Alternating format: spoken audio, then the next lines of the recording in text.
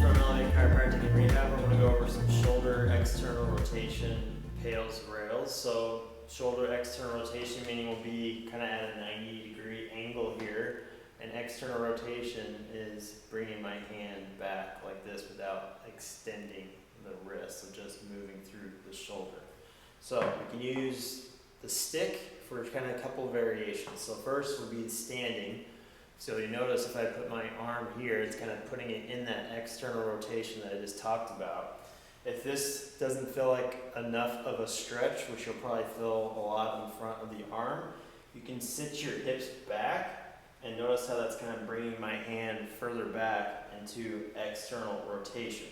So you want to find that stretch.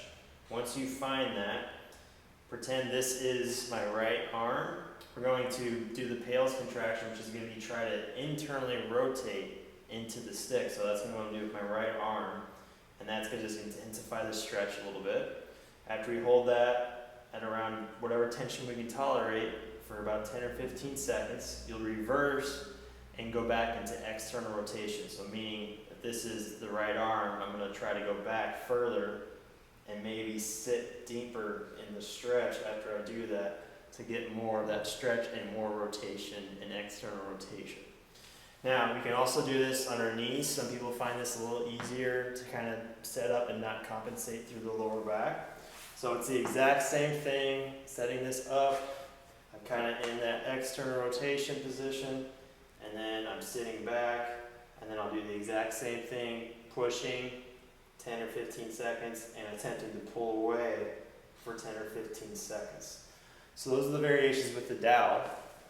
Now, you can also use like a TRX, or I've just got a little kind of band here, but it's just something that's not stretchy, otherwise this won't work as well. So I'm getting into that same position. I'll also have 1 foot forward, 1 foot back. I'm getting into that same position. I'm going to have this pull it back into as much external rotation as I can while holding the shoulder in place.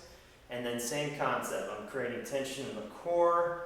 I'm going to start to try to internally rotate. So I'm trying to push through the band here. After 10 or 15 seconds there, I'll reverse and try to basically loosen the tension that I just had. And I'm holding that for 10 or 15, and if I need to come back a little further to start from a different position for the next set, that's totally fine. So those are different variations for shoulder external rotation PAILs rails.